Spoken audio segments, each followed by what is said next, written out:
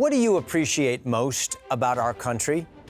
Think about all we take for granted, living in the land of the free and the home of the brave. God has truly blessed America, and it's good to take a moment and be thankful for the many freedoms we have as we celebrate our upcoming Independence Day. As we commemorate this occasion, we're going to talk with award-winning actor and humanitarian Gary Sinise about his commitment and support over the years to our country's military personnel and first responders. Let's get to it right now on Takeaways. We can never do enough for the men and women who serve our country, because where would we be if nobody wanted to put on a uniform and defend us?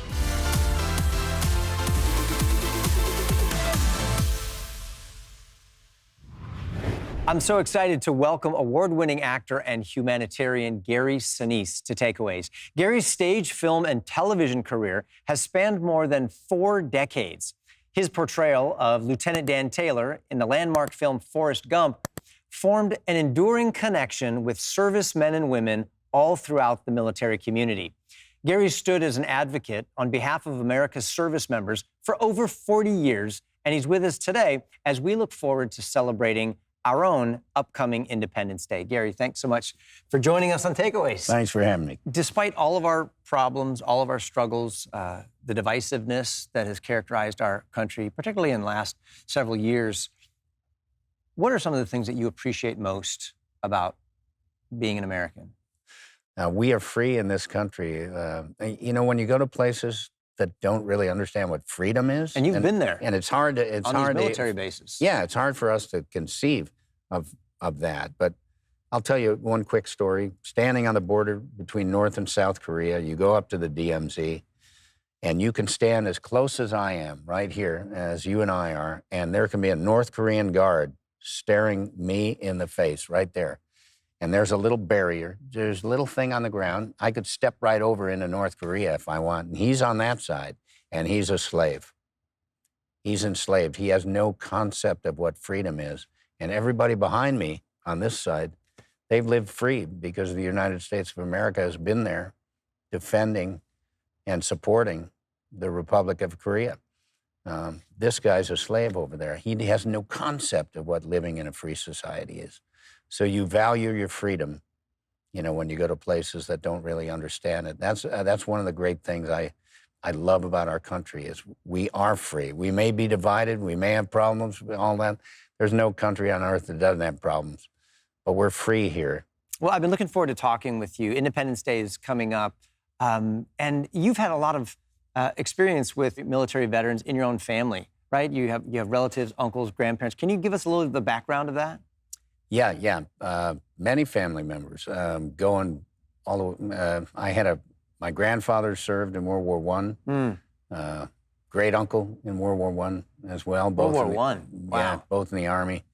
And then my grandfather met my grandmother at a military base in Rockford, Illinois, and she was an Army nurse, and they had 3 sons. 2 of them went to World War II, my 2 uncles, and then my dad served in the Navy during the Korean War. Then I met my wife. She has got multiple military members on her side of the family, Vietnam era and Cold War era. Wow. And also an nephew who served in Afghanistan. So a lot of military in the family. So a lot of what I'm doing, you know, it kind of just generates from the family and then just spreads out from there. Yeah. I've got a love for my grandfather, who's passed away now, but he was a Navy corpsman, and he was deployed with the 4th Marine Division in World War II and was on the island of Iwo Jima. And I carry his driver's license in my wallet, and all the stories he would tell us, and how one time we went on to Google Earth and showed Grandpa the pillbox that he dove into on the island of Tinian during the war that saved his life when they were shelling the beaches from up above. And his eyes just went like this because he hadn't seen that since he was 17 years old, and he's like 85. Yeah. And it was just, it was amazing. So Memorial Day, Veterans Day, these are special times for us. Can you just share a little bit about your brother-in-law's time in the Vietnam War, how that particularly affected and shaped your views toward veterans? Yeah, three. My wife's two brothers, her older brother was a West Point graduate, 2 tours in Vietnam in the infantry. And then the younger of the 2 brothers was a helicopter pilot, combat helicopter pilot in Vietnam, 800 combat hours. And then my wife's sister, twin sister, fraternal twin sister, she went in to the Army and married a Vietnam veteran who was a combat medic in Vietnam. And Wow. I got to know them pretty well. 2 of them are gone now, but I got to know them all pretty well. And they really opened my eyes a lot to what it was like to serve in Vietnam and then come home when the nation was very divided over that war and the Vietnam veteran kind of got crapped on. And it was a difficult time. And I'll tell you that just learning from them back in the 80s, mid-70s, early 80s, it gave me a respect for our Vietnam veterans and an empathy and a desire to do something to support our Vietnam veterans. So that's when I really started jumping in back in the early 80s and helping our Vietnam veterans out. Yeah. What was that Tom Cruise movie that was about the Vietnam War? Born in the USA? That's called Born on the 4th of July. Born on the 4th of July. Yeah. Yeah, many Vietnam movies that came out kind of late 70s, early 80s. And you know what? It's interesting when you look at a lot of the films that came out, like, well, let's say Platoon, for example, Charlie Sheen. Remember the end of Platoon? Charlie, the big battle, a lot of people get killed. Charlie gets on the helicopter and he's taken off and the camera's on his face and he's looking down and all these people are killed. And you just felt like this guy's going to have a really rough time coming home, And so many of the films back then about Vietnam, the Vietnam veteran and the experience, you always kind of felt like that veteran's just not going to be okay. And then Forrest Gump came along. And you have the story of a Vietnam veteran who actually, we hadn't seen that kind of story before, a happy ending of somebody who went off to war, gets wounded, has a lot of post-traumatic stress, goes through alcohol abuse and darkness and all that. But at the end of that story, he's standing up, he's moving on, he's a wealthy businessman, he's doing all right. And I think that resonated with a lot of Vietnam veterans who went through that. They actually were okay when they came home and they were able to move on. Sure, there's a lot that, have always struggled. But we hadn't seen the story of people that were able to kind of overcome that and move forward.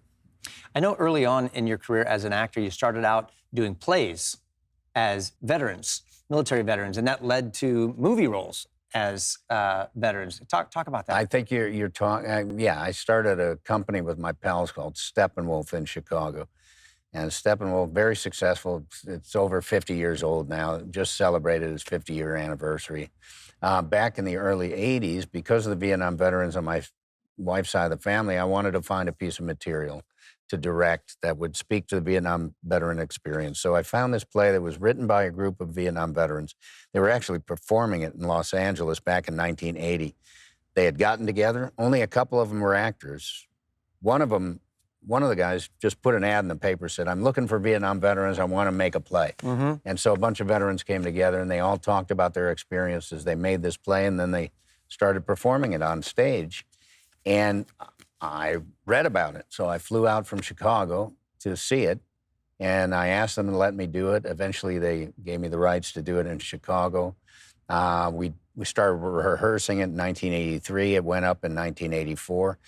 And veterans from everywhere were finding out about it, and we created a night that was free for veterans. And that started a program at the Steppenwolf that has lived on for 40 years now, where every single play we do at Steppenwolf, the first audience that comes in and sees it for free are veterans. Yeah. And it's called our Vets Night. That's what we call it. It came from the days when I was working with Vietnam veterans in Chicago. And then obviously that led to Lieutenant Dan and Forrest Gump and the role that you played there. And can you talk a little bit about being Lieutenant Dan and how that has continued to shape your attitude of service toward veterans and military members? That play and the Vietnam veterans on my wife's side of the family, that really started something for me back in the 80s. I just felt a lot of compassion. And I felt badly, for what happened to our Vietnam veterans when they came home from war. It was a divided time in our nation over the war. Whether there were a lot of protests, there was a draft going on. It was a difficult time. We were losing, 500 to 1,000, service members a week were getting killed. It was a difficult time. And the Vietnam veteran kind of got caught in the middle of that. So I wanted to do something to support them. And so I started supporting them in Chicago. And 10 years later, 10 years goes by, and then I have this opportunity to audition to play a Vietnam veteran in Forrest Gump. And having veterans in my family, having been through those experiences like in the perfect Chicago, preparation for I this just role. wanted to, I wanted that part badly. I was lucky to get it. That led to me starting to work with our wounded, because Lieutenant Dan was a wounded service member and soldier. And so I started working with our wounded through the Disabled American Veterans Organization. And those are the early seeds that were planted that eventually led to, kind of a full-time mission and the creation of a full-time foundation. Gary, I mentioned earlier about seeing your band and listening, and man, I didn't want to leave. It was so good. You have so many great, talented people surrounding you in that band, and man, it was just awesome. Can you tell us? I'm no fool. No. I'm the only amateur, non-professional musician. I don't know about in the band. that. No.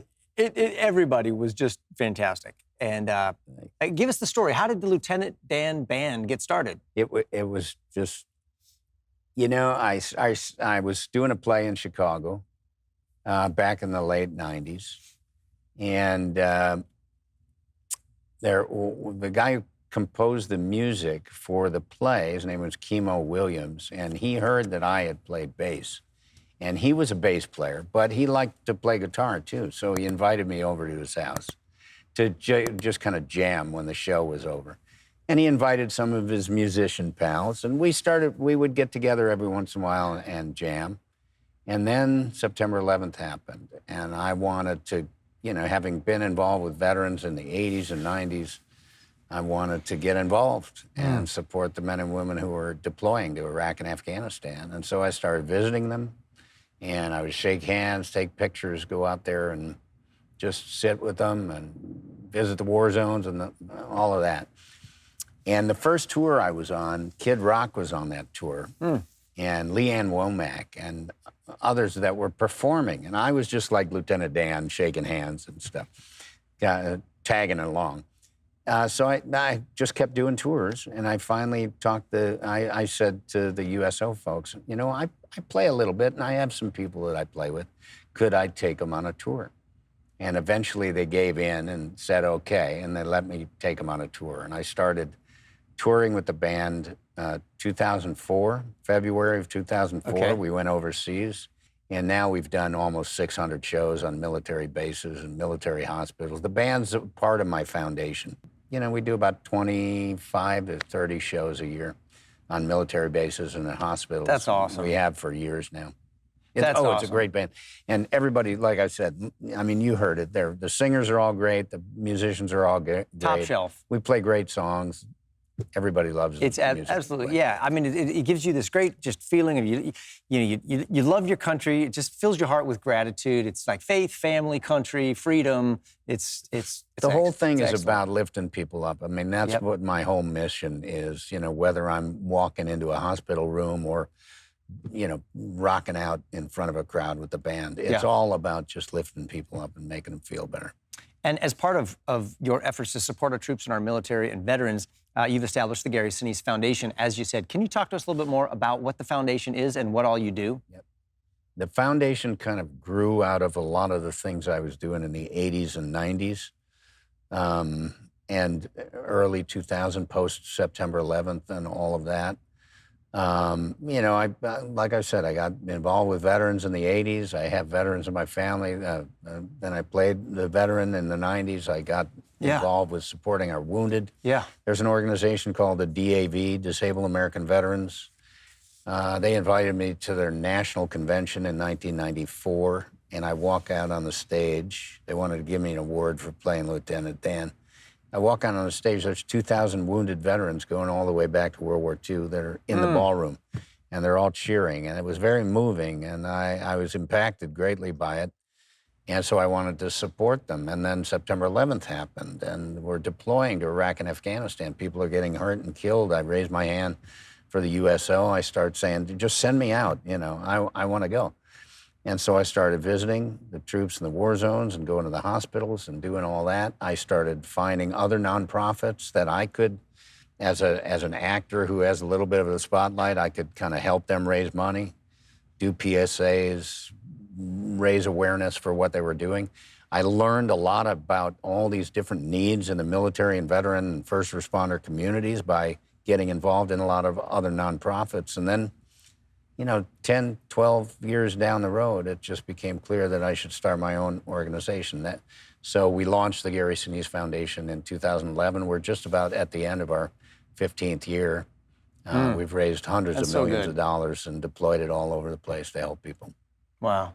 Yeah, That's awesome, Gary. It's a good thing. That's so good. If you don't mind me asking a personal question, what are some of the things that, in all of your visits with military members, that you admire personally about servicemen and servicewomen? Many are very selfless. You know, they join the military for various reasons. Not everybody joins for the same reason. Right. They have different reasons for joining.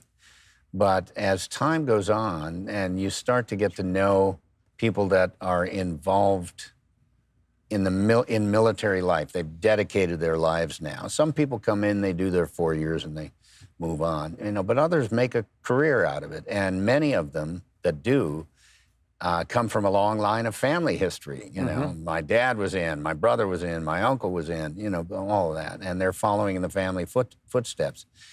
So they're there to serve, service above themselves, and that's an important aspect of it. And I've grown to admire quite a few members of the military that I've gotten to know over the years and befriend and become like great pals with. Some of my best friends are veterans or first responders, firefighters, whatever, and they all have this thing that unifies them, is this sense that they just want to serve something that's larger than their own thing. And I admire that.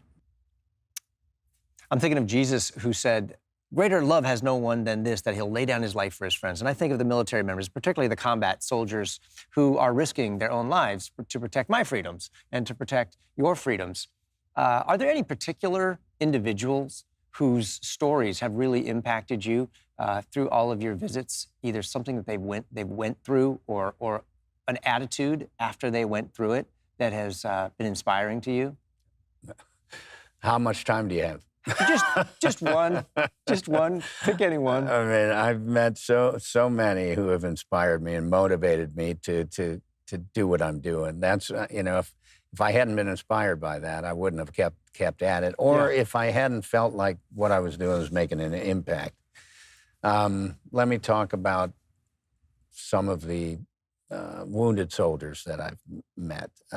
We build specially adapted smart technology, mortgage-free houses for those who have been badly wounded. And I got involved in that because there was a group of service members who had lost, they were quadruple amputees, both arms and both legs. And we started raising money to build homes, specially adapted homes for them. They were going to obviously have life challenges going forward. I'll pick one. I mean, the first 5 homes I got involved with were all quadruple amputees. The first one was, I actually met at Walter Reed in 2009, April of 2009. He was the first to survive losing both arms and both legs. His name is Brendan Morocco. And I got involved in helping to raise money with a concert with my band for Brendan to build him a special house. While I was getting ready to do that concert, there was another wounded Marine that came in. He had the same injury in both arms and both legs. So we built a house for him. And there ended up being 5 of them. And we built 5 houses for 5 quadruple amputees. and then just went from there and just started addressing the needs where we could of all those who were being catastrophically, very severely injured from their service. And we didn't want them to struggle. And these homes are specially designed to meet their needs, to make things a lot easier for them and for their families. Yeah. Gary, how can people better support veterans in simple ways, and how can they support the Gary Sinise Foundation? Well, there are multiple organizations out there that you can support that are doing good things for the military. Gary Sinise Foundation, I'd recommend people go to our website and see what we're doing. But you know what, Kirk? What I always say to somebody is to kind of do what I did in the beginning. I mean, not everybody has a public platform that, you can use it to do this or that, or not everybody can go to the war zones or visit the hospitals. But there are veterans in every community, in every neighborhood, in every town and city across this country. And there are veterans and military families who may be struggling. They may be having some difficulties. And I always recommend people just to do the local thing, to start locally. You can always donate, but if everybody in every neighborhood, every town and city took on some responsibility to identify and support those who have served our country and who may be having some challenges, the veteran difficulties in the veteran community would be greatly reduced if we all took a little bit of responsibility to reach out and touch these military families. They are, after all, our freedom providers. They sacrifice, they willingly go and put their life on the line for us. They all know that that's what they're signing up for. Sometimes they get hurt, sometimes families lose them. And I feel like, okay, if I'm a beneficiary of what they do to protect us and defend us, I can do something to give back. Gary, 4th of July is coming up, Independence Day, and I always look forward to Memorial Day, Veterans Day, 4th of July. Are there any special traditions that you hold on to when it comes to Independence Day? Well, for many, many years, I've kind of made it a tradition to play somewhere on a military base. So I've played, dozens of concerts over the years on military bases on the 4th of July. It's always a very special kind of celebration. Then there's fireworks. I remember 4th of July, 2010, we were in Grafenwehr, Germany, and, massive crowd there playing the 4th of July concert. And then after the concert, boom, boom, boom, the fireworks are going off and everything. And I just got, for years, I just got very used to being away on the 4th of July playing a concert somewhere. I don't go away as much. Last 4th of July I played was actually out here at Fort Campbell. So it was an easy drive, and then I could drive home after the concert. That was good. One of the things I like to recommend and I like to do on the 4th of July is to remember what it's actually all about, Independence Day, and the battles that were fought in the Revolutionary War, and to even read the Declaration of Independence. A lot of people have never even read the Declaration of Independence. Go through it and understand and read about the stories of those who, why they did what they did, and how we gained our independence. And thank God they did. And thank God that they had the courage and the faith to do it. Man, your book here, Grateful American, A Journey from Self to Service. You have a last chapter title, Why I'm Still on a Mission. Can you tell us why you called that your last chapter? One thing that I say a lot and believe is that there's a few things. We can never do enough for the men and women who serve our country, because where would we be if nobody wanted to put on the uniform and defend us, against our enemies, protect us and whatnot. So I'm grateful. I'm a grateful American for sure for the people that have chosen military life and military service. I'm thankful that we have people that are willing to volunteer to do that. We don't have a draft, so I'm thankful. I'm grateful. And then I also say in the book, that service work is a great healer for a broken heart. And it's clear. I mean, and, you know, my heart was broken after September 11th. And I remember going to our little church in Malibu. The Friday after the Tuesday, remember Tuesday, September 11th, and Friday, President Bush had kind of stated that the Friday was going to be a national day of prayer and remembrance for the victims of September 11th attacks. And so the churches were just packed. Every house of worship in the country was just packed with people. We were standing there. There was no room to sit. The priest came out and he did his homily, and the first thing he said was, "This has been a tough week," and you saw everybody go like this because everybody had the images in their head Yep. of what had happened that day. And then I walked out of that service either having heard something he said or just thinking it or something. I'm not sure, but service was going to be something that if we all applied ourselves to service and serving our fellow man in this country, that we were going to heal a lot quicker because we were all broken. It was a terrible time. And so I just thrust myself into service work. And the more I did it, the more I wanted to do, and the more I could see the impact that was being made when you just simply show up to help somebody out. So why am I still on a mission? Because I see that the mission has helped people. And once you get that kind of in your system, it's just a part of your life. It's just something that makes you feel better.